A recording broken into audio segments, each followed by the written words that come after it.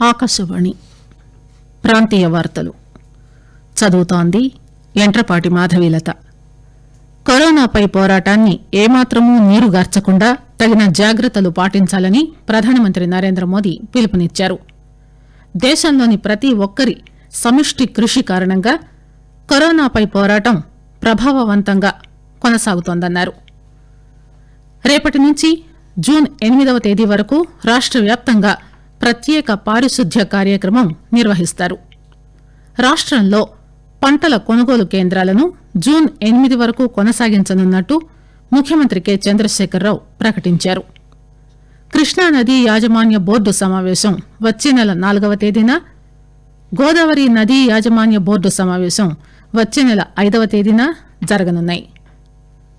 కరోనాపై పోరాటాన్ని ఏమాత్రమూ నీరుగార్చకుండా ప్రతి ఒక్కరి ప్రాణాలు కాపాడడానికి తగిన జాగ్రత్తలు పాటించాలని ప్రధానమంత్రి పిలుపునిచ్చారు.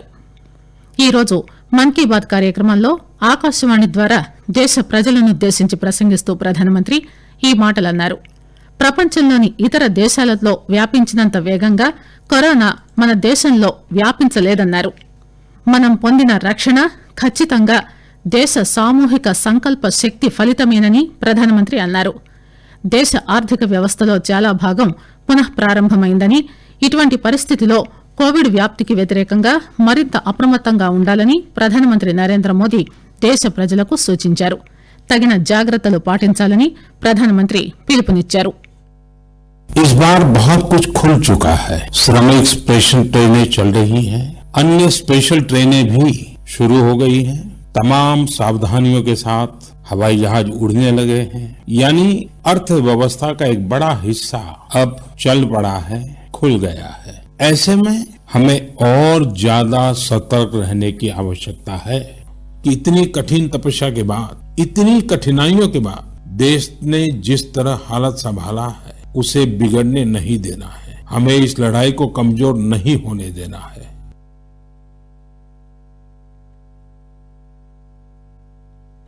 సేవా పరమో ధర్మ అన్నది భారతీయ జీవన విధానమని, సేవ చేయడం విశిష్టమైన ధర్మమని మనం కరోనా మహమ్మారిపై పోరాటం సమయంలో రుజువు చేశామని అన్నారు.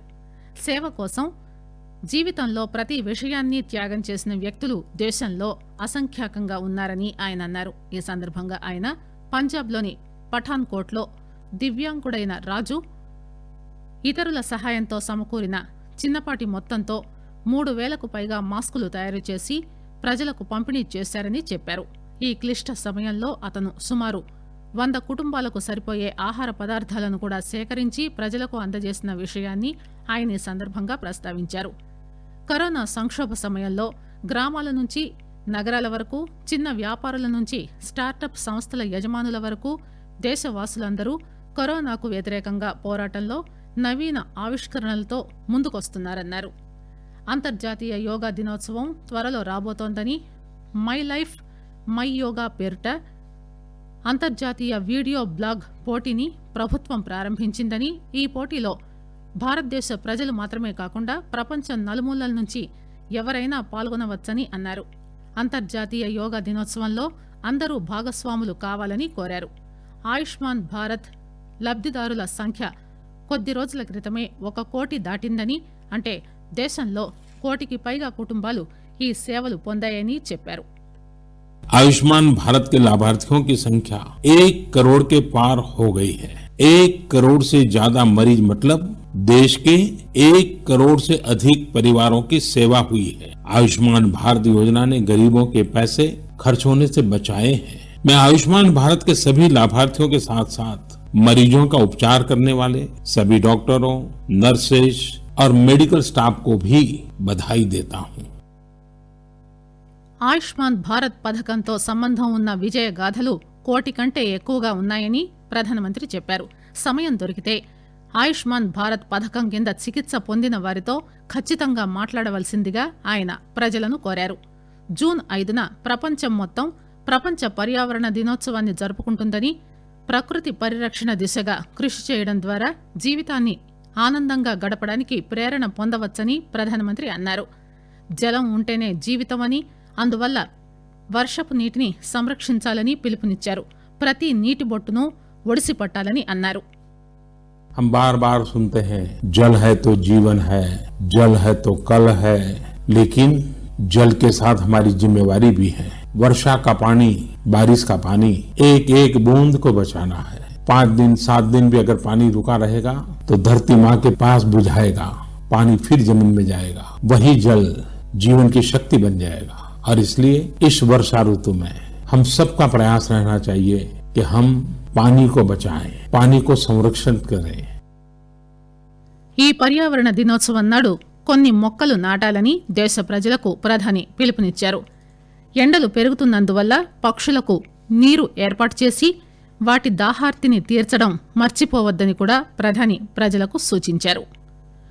మన్ కీ బాత్ విన్న పలువురు ప్రధాని సూచనలపై హర్షం వ్యక్తం చేస్తూ తమ అభిప్రాయాలను ఆకాశవాణితో పంచుకున్నారు. నా పేరు సుధీర్ రెడ్డి, ప్రెసిడెంట్ తెలంగాణ పారిశ్రామికవేత్తల సంఘం, హైదరాబాద్. ఈ రోజు ప్రధాని గారు మాట్లాడినటువంటి విషయాలు నిర్భర్ భారత్ సంబంధించి ఈ దేశంలోనే అన్ని వస్తువులు తయారు చేసుకోవాల్సిన అవసరాన్ని, ఆవశ్యకతను వారు చెప్పడం అనేది చాలా సంతోషించవలసిన విషయం. ముఖ్యంగా మేక్ ఇన్ ఇండియాలో భాగంగా ఈ రోజు ప్రపంచవ్యాప్తంగా దేశాలు చైనా వైపు నుంచి దూరం అవుతున్న క్రమంలో మనము ప్రపంచవ్యాప్తంగా మన ఉత్పత్తులను ఎగుమతి చేయడానికి ఒక మంచి సదవకాశం. కొత్త పారిశ్రామికవేత్తలను తయారు చేసి మేక్ ఇన్ ఇండియాలో భాగంగా ప్రతి వస్తువు ఇండియాలో తయారయ్యేటట్టు దానికి తగ్గట్టుగా ఏర్పాట్లు చేయడం, పాలసీస్ తీసుకురావడానికి మోడీ గారు తీసుకుంటున్నటువంటి చర్యలు సంతోషనీయం. నేను రాజ్ కుమార్ సుబేదార్, అడ్వకేట్, నిజామాబాద్. ఈ రోజు మన్ కీ బాత్ ద్వారా గౌరవ ప్రధాన మంత్రి గారు ఆయుష్మాన్ భారత్ ఈ యొక్క స్కీమ్ ద్వారా ఎవరైతే హెల్ప్లెస్ పూర్ పర్సన్స్ ఉన్నారో ప్రత్యేకంగా వారికే చెందడం జరిగింది. అలాగే ముఖ్యంగా పర్యావరణం ఏదైతే 5th జూన్ కు రాబోతుందో ప్రపంచ పర్యావరణ దినం సందర్భంగా ప్రతి ఒక్కరు కూడా చెట్లు నాటాలి, ఆ చెట్టును రక్షించాలి. నా పేరు Shri Tulasi, yoga examiner in Tata project through Ayush department. Modi garu ఈ రోజు యోగా గురించి చాలా స్పష్టంగా తెలియజేశారు. ఏ రకమైన డిసీజ్ కైనా యోగా శాస్త్రానికి, ఆయుర్వేదానికి, అస్ట్రాలజీకి, సంగీతానికి చాలా చేరువైనటువంటి సంబంధం ఉంది. గ్రామీణ ప్రజల జీవన ప్రమాణాలు పెంచడం, పంచాయతీల పాలనా సామర్థ్యాలను మెరుగుపరిచే లక్ష్యంతో రేపటి నుంచి జూన్ 8వ తేదీ వరకు రాష్ట్ర వ్యాప్తంగా ప్రత్యేక పారిశుద్ధ్య కార్యక్రమం నిర్వహిస్తున్నట్టు పంచాయతీరాజ్ గ్రామీణాభివృద్ది శాఖ మంత్రి ఎర్రబెల్లి దయాకర్ రావు తెలిపారు. పచ్చదనం, పారిశుద్ధ్యంలో ప్రజలను భాగస్వాములను చేస్తూ ప్రజా ప్రతినిధులు, అధికారుల్లో జవాబుదారీతనాన్ని పెంచేందుకు చర్యలు తీసుకుంటున్నట్టు మంత్రి తెలిపారు. రాష్ట్రంలో పంటల కొనుగోలు కేంద్రాలను జూన్ 8 వరకు కొనసాగించనున్నట్టు ముఖ్యమంత్రి కె చంద్రశేఖరరావు ప్రకటించారు.